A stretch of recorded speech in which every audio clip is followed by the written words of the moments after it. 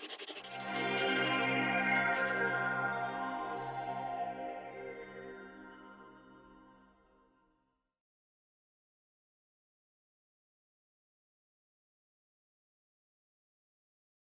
everybody, I'm Alexey Karabar, the organizer of SF Scala, and here with us for the first time we have Seth Tisue, who is a member of Lightbend Scala team, and he used to be one of the organizers of Boston Scala Enthusiasts, which I attended as early as 2009 when I started my Scala usage. So it's really great to finally have Seth here with us on the right coast.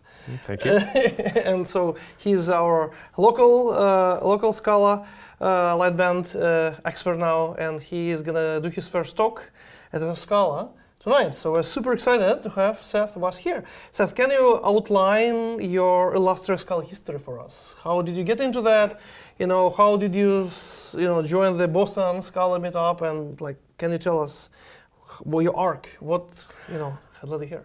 Sure. I had been, before getting into Java, which I did for years, I'd been a common list programmer. Mm-hmm. So I knew what it felt like to work in a language that's really expressive and powerful. So the whole time I was working in Java, I was kind of unhappy, mm-hmm. And wished that circumstances permitted something different. Mm-hmm.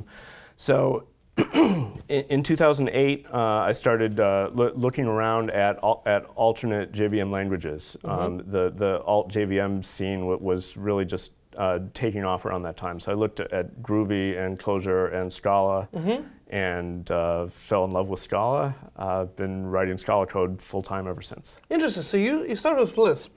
Yeah. Why not Clojure, right? Because Clojure is Lisp on JVM. There's an alternate universe where I went down the Clojure path, mm-hmm. And I think what saved me is that in early 2008, Clojure was really not that mature yet, mm-hmm.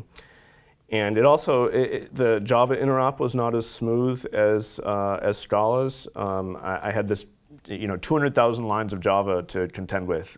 This was not greenfield stuff, mm-hmm. so Scala was better at that. Interesting. I actually looked at Clojure about the same time, right? Because I needed to process a bunch of Twitter data, and so I remember vividly. But I didn't need to do the interop with Java. It looks it looked very cute. Let's see. So what was your first project in Scala? How did you start using it, if you remember? I was the job that I had writing Java code was the same job that I had for 14 years. So I just stayed at that job and was able to convince the professor that I worked for that it would be okay to start using Scala in addition to Java. Mm-hmm. So this was a project called NetLogo. Mm-hmm. It's a programming language, a dialect of Logo, the turtle language for kids. Mm-hmm.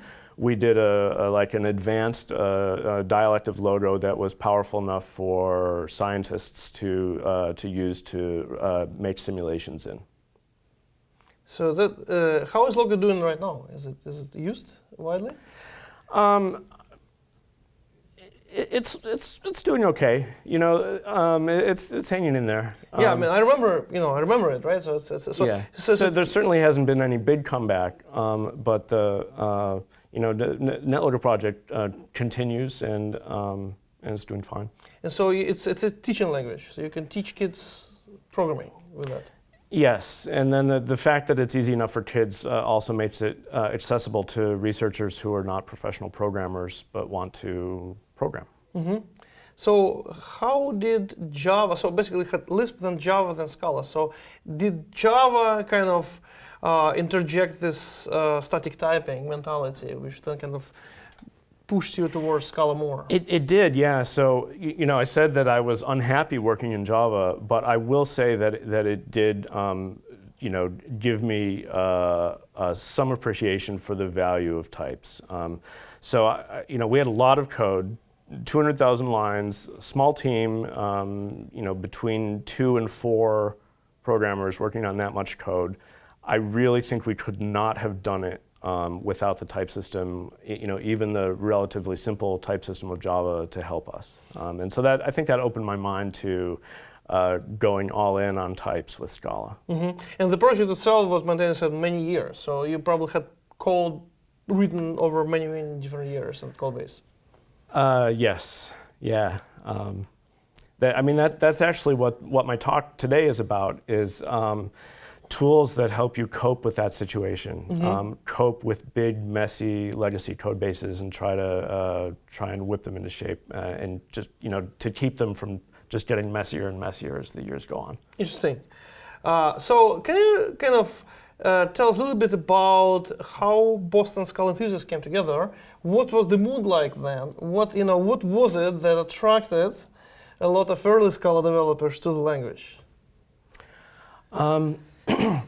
So I was not one of the co-founders of Boston Scala, but I did attend right from the start, and then jumped in as an organizer when there was an opening. That was an exciting time to be going to Scala meetups in Boston, because it turned out that there were a lot of people in Boston at the time who turned out to be important to Scala. Mark Hara, the author of SBT, Yep. Paul Chiusano and Runar Bjarnason, the authors of Functional Programming in Scala. Yep, the Red Book. And a number of other key people. So it was, we had really good people right from the start, and I think that's part of what made it exciting. Do you have an idea why there's this pockets of Scala excellence in Boston? What was the reason? I guess, Boston just has a concentration of highly educated people. Right, and tech schools and developers? Yeah, and so, for Scala coming out of the academic world, I think that seems natural. So what was your first non-trivial, so basically there is a legacy project and you bolted Scala on top of it. What was the first greenfield new Scala project you did, which was really exciting? I would have to say never. I've never written greenfield code in Scala. No, I'm serious. Is that really true? The project that I'm presenting today was actually a greenfield project. It's a small one. It's for extracting dependency information from Scala code using a compiler plugin. So that was actually greenfield. But no, my experience is really legacy Java code. How do we gradually move into the Scala world? And what is your focus at Lightbend right now? How does that connect to your main kind of job responsibilities? So I'm mainly working on the build and testing infrastructure around Scala. So PR validation, the Scala community build, I'm the primary maintainer of that, and I have been for a few years now. And on encouraging and shepherding open source contributions. So it's often me who's the liaison between the team and the broader open source community. So should all the Scala projects in the world be in the community build, or is it just a set of well-known big projects? How do people get into the community build, and should they? We try to have all of the most popular libraries. There's actually about 150. Pardon me. There's about 150 projects in the build right now, and it's mainly libraries that other people depend on. We do have a sprinkling of applications just to increase the diversity a little bit. But the basic answer is, if your library is popular, it's probably already in there, or we would be interested in adding it. Okay. Cool. So I guess I can ask you endless questions, but you're coming back through the year. You send us an amazing list of potential talks. So we're gonna invite you to give all of them. It's just a question of when. Yeah, I'd love to come back. Several times this year. So maybe one last question I will ask: how do you so far, right, as a new kind of transplant to the West Coast? What are your impressions about? Is there any difference in the scene, in the community scene, or is it all now big global community? Doesn't matter where you live and work. Or is there anything interesting you can kind of share between the difference between Bay Area and Boston, for instance? It certainly is different, just that there are so many programmers and so many people in tech here that it's normal to just be out on the street or at a coffee shop and people are talking about code or talking about their startups or whatever, and that's just everywhere. There's certainly a fair amount of that in Boston, but it's much more unusual.